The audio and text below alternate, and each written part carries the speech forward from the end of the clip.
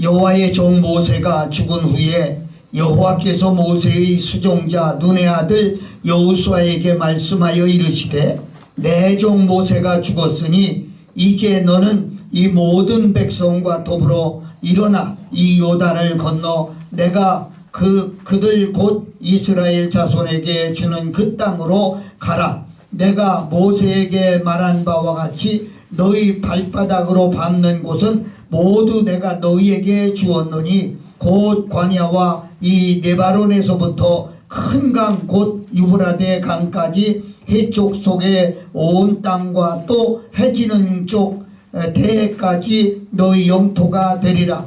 네 평생에 너를 능히 대적할 자가 없으리니 내가 모세와 함께 있었던 것 같이 너와 함께 있을 것임이니라. 내가 너를 떠나지 아니하고 버리지 아니하리니. 아멘. 5절까지만 제가 읽겠습니다.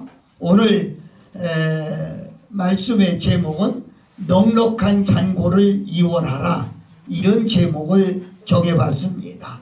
사랑하고 존경하는 여러분, 오늘 여기까지 우리를 인도하신 하나님의 은혜에 우리는 감사하고 찬양을 돌려야 하겠습니다. 이 시간 우리의 삶을 돌아보며 그동안 주신 은혜를 생각하고 감사하고 다시 새해를 희망 가운데 맞이할 수 있기를 예수님 이름으로 축원합니다. 지금 세계를 움직이는 중심에는 미국이라고 하는 나라가 있습니다. 미국의 정치에서 또 그 중에 유대인이라고 하는 민족이 있습니다. 그런데 이 민족 가운데도 특별히 유대 민족은 미국의 불과 2%밖에 안 되는, 무려 60만 명밖에 안 되는 그런 정도지만은 그들의 영향력은 100배를 더한다고 이렇게 말하고 있습니다. 이 미국의 50대 기업 가운데도 17개의 기업을 유대계가 세웠거나 지금도 운영하고 있습니다. 록펠러를 비롯해서 모건, 듀폰, 노열터치, GE, GM, IBM, 보잉 등 17개 기업을 지금도 그들이 운영하고 있다고 합니다. 유대인들은 어떻게 이렇게 부자가 됐을까요? 아주 재밌는 얘기가 있습니다. 유대인들은요, 보험을 무척 좋아한다고 그래요. 세계에서 가장 부자인 미국의 경우 보험금 수령액이 10만 달러 정도밖에 안 되는데, 그런데 유대인들은요 무려 100만 달러 이상의 보험을 들고 있다고 그렇게 말합니다. 한마디로 말하면 유대인들의 자손들은 일생의 출발점에서 다른 나라 사람들하고 다른 차이가 있다는 거지요. 여러분, 유대인들은요 다른 나라 사람보다 더 열심히 일하고 살면서 자신의 능력 범위 내에서 최대한 보험을 많이 가입하고 있다고 말합니다. 언젠가 할아버지가 돌아가시게 되면 그 보험금은 그 아버지에게 상속되고, 그리고 아버지는 재산을 바탕으로 모든 큰 보험을 가입해서 자녀들에게 물려주는 이른바 조상 배물림 방식으로 부를 추적 수단으로 삼고 보험을 활용한다, 이렇게 말들을 하고 있습니다. 여러분, 이렇게 몇 대가 지나게 되면 가만히 있어도 내려오는 유산으로 말미암아 큰 부자가 된다, 이렇게 말씀하고 있지요. 저는 이해 마지막 날입니다. 오늘 여호수아 1장 말씀을 함께 생각해 보려고 합니다. 이스라엘의 지도자인 모세가 죽게 되는 어느 날, 하나님은 여호수아에게 말씀하고 있는 것이 오늘 우리가 읽은 본문 말씀이라고 말씀할 수가 있겠습니다. 민족의 실화적인 지도자 모세 뒤를 이어서 민족을 가나안으로 인도한 탁월한 지도자였다, 이렇게 말씀할 수 있어요. 그래서 오늘 여러분과 내가 읽은 그대로 내 종 모세가 죽었으니 내가 모세에게 말한 바와 같이 내가 모세와 함께 있던 것 같이, 여러분, 여호수아에게 하나님은 모세라고 하는 이름을 자꾸 들먹이고 있는 거예요. 왜 그랬을까요? 신화적인 지도자 모세의 삶을 자세히 살펴보면서 받아야 될 유산을 챙기라는 것입니다. 잔고로 넘겨야 될 유산을 챙기라고 이렇게 말씀하고 있는 거예요. 여호수아는 40년간 모세 곁에서 모세의 일거수 일투족을 보아온 그런 사람입니다. 신명기 34장 7절에 보면 모세의 최후를 이렇게 기록하고 있어요. 모세가 죽을 때에 120세였으나 그 눈이 흐려지지 아니하고 기력이 약해지지 아니하였다, 이렇게 말합니다. 여러분, 아직도 일할 수 있음에도 불구하고 후계자 여호수아를 하나님이 세웠습니다. 여기서 모세가 보여준 소중한 삶의 자산이 무엇인가요? 저는 한 몇 가지 생각해 봤는데, 첫째로 찬양하고 감사하는 넉넉한 마음이었다, 이렇게 볼 수 있습니다. 모세는 지난 40년 동안 오직 가나안 땅을 희망하며 숱한 평야의 어려움을 다 무릅쓰고 이곳까지 달려왔습니다. 그런데 하나님은 모세가 아직 건강하고 아직 더 일할 수 있음에도 불구하고 사명을 끝내라고 말씀하고 있지요. 신명기 31장을 보면 여호수아를 세우셨습니다. 바로 이때 모세는 하나님을 찬양하고 노래하는 그런 가사가 나와 있는 걸 봅니다. 신명기 32장 7절 또 10장 12절을 연속해서 보면 옛날을 기억하라, 역대의 연대를 생각하라, 네 아비에게 물어봐라, 그가 내게 설명할 것이다, 네 어른들에게 물으라, 그들이 내게 이르리로다, 이렇게 말합니다. 또 10절서 12절을 보면 여호와께서 그를 황무지에서 부르시고 짐승의 부르짖는 광야에서 만나시고 호위하시고 보호하시며 자기 눈동자같이 지키셨도다. 여호와께서 홀로 그들을 인도하셨고 함께한 다른 신이 없도다. 아멘. 이렇게 기록을 했어요. 여러분, 하나님께서 광야 40년 동안을 그 백성을 사랑으로 인도했다고 하는 사실입니다. 옛날에 역대의 연대를 생각하며 아비에게 또 어른들에게 물어보라고 말씀하고 있죠. 다시 말해서 하나님의 사랑을 기억하라고 하는 겁니다. 과거는 마치 보아와 같이 감춰진 밭과 같습니다. 청산되지 않은 죄가 있다면 오늘 십자가 앞에 회개하고 죄 씻음을 받아야 할 것입니다. 사랑받은 사람에 대하여 감사가 없었다면 우리는 감사가 이 시간 이루어져야 될 것이며, 과거의 자산이 될 만한 것을 찾아내서 과거 속에서 하나님 앞에 사랑을 감사하고, 그리고 감사치 못한 분들에게 감사할 수 있는 그런 믿음이 서 있으시기를 예수님 이름으로 축복합니다. 두 번째는 축복하고 격려하는 넉넉한 마음입니다. 모세의 노래를 신명기 32장에서 끝나고 33장 29절을 보면 모세가 전체를 축복하는 그런 말씀으로 채워져 있음을 볼 수가 있어요. 민족의 12지파 하나하나에게 일일이 축복합니다. 특별히 33장 26절부터 29절을 보면 여소론이여 하나님 같은 자가 없도다. 그가 너를 도우시고 하늘을 타시고 궁창에서 위엄을 나타내시는도다. 영원하신 하나님이 너의 처소가 되시니 그의 영원한 팔이 네 아래에 있도다. 그가 네 앞에서 대적을 쫓아내시고 멸하라 하시도다. 이스라엘이 안전히 거하며 야곱의 삶은 곡식과 새 포도주의 땅에 흘러 있나니 곧 하늘의 이슬을 내리는 곳이로다. 이스라엘이여 너는 행복자로다. 여호와의 구원을 너같이 받은 백성이 누구냐?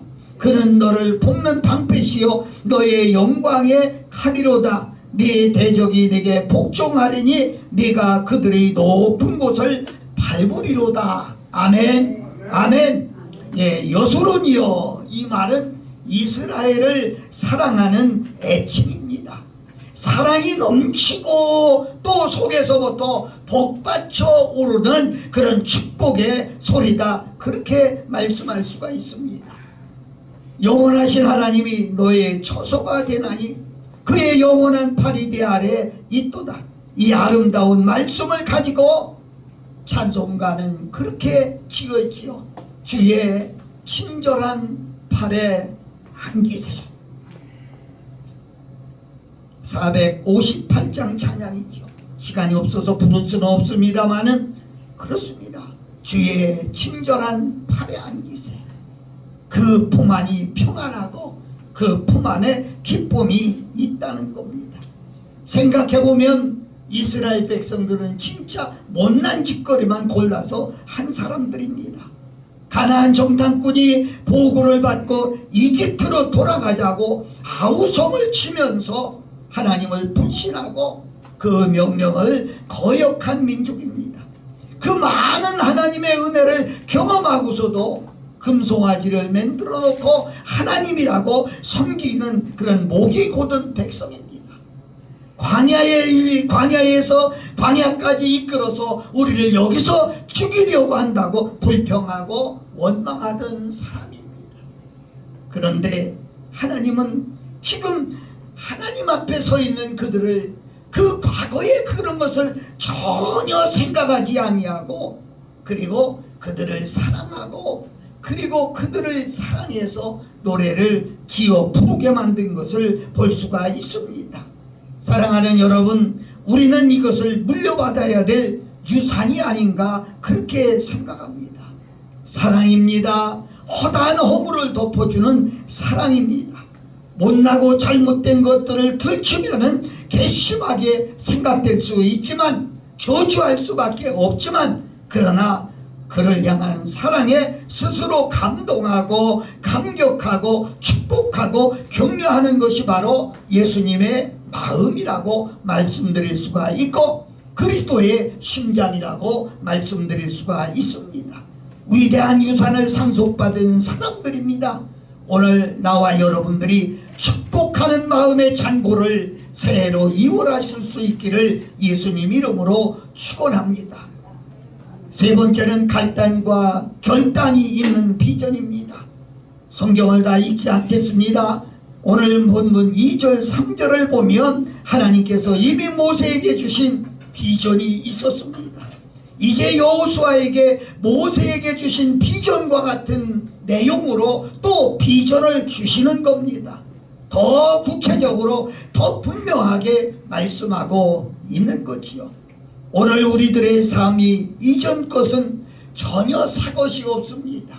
그래서 솔로몬은 말하기를 그렇게 말하죠. 새 아래 새 것이 없다, 이렇게 말합니다. 여러분, 이 땅에 그리스도인으로 살아가는 사람들이 알아야 할 것이 있습니다. 나는 어디서 와서 왜 살며 또 어디로 가야 할 것인가? 성령께서 믿음의 사람들에게 비전을 주셨어요. 사도행전 1장 7절에 보면 말세에 내 영으로 모든 육체에게 부어주겠다. 자녀들은 예언할 것이요, 젊은이들은 환상을 볼 것이요, 늙은이들은 꿈을 꿀 것이라고 그렇게 말씀합니다. 여러분, 2023년을 향해 이 큰 비전을 가지고 나갈 수 있기를 예수님 이름으로 축복합니다. 네 번째는 스스로 마음을 추스리는 지혜입니다. 우리는 코로나 때문에 너무 위축되어 있어요. 오늘 6절에 보면 마음을 강하게 하고 담대하라. 오직 너는 마음을 강하게 하고 극히 담대하라. 9절에도 그렇게 말씀하고 있는 것을 볼 수 있죠. 이제 우리의 마음은 성령이 충만하면 저절로 기뻐지는 것이 아닙니다. 저절로 감사할 수 있는 것도 아니고요, 저절로 기도되는 것도 아닙니다. 우리는 스스로 항상 기뻐해야 되고, 그리고 쉬지 말고 기도해야 되고, 그리고 우리가 범사에 감사할 수 있는 그런 마음으로 감사를 실질적으로 옮겨야 되는 것입니다. 이것은 우리 믿음의 의지의 산물입니다. 성경에 하나 되게 하신 것을 심소 지켜야 합니다. 살아가는 데 필요한 마음을 우리 스스로가 추스르지 아니하면 누가 내 마음을 추스려 줄 사람이 없습니다. 그래서 우리 스스로 말씀을 붙들고 강하게 뜨겁게 살아야 되겠다, 이렇게 말합니다. 우는 사자와 같이 삼킬 자를 찾는 사단의 계략은 앞으로도 계속해서 될 것입니다. 여러분, 순간에 무너지고 말 것이에요. 그러나 무너지지 않기 위해서는 우리가 항상 깨어서 기도해야 됩니다. 기도해야 될 이유가 오늘 5절서부터 6절에 말씀한 하나님의 말씀을 우리가 받을 수 있는 겁니다. 열왕기상 2장 1절서부터 3절에 보면 솔로몬이 자기 아들 솔로몬이 왕위를 물려받을 때 아버지 다윗이 솔로몬에게 하신 말씀이 있습니다. 너는 힘써 대장부가 되라, 이랬습니다. 강하게 하고 뜨겁게 하고 구의 의지가 굳어야 된다, 이렇게 말씀하고 있지요. 복음성가 중에 그런 성가가 있습니다. 하나님 한 번도 나를 실망시킨 적 없으시고 언제나 공평과 은혜로 나를 지키셨네.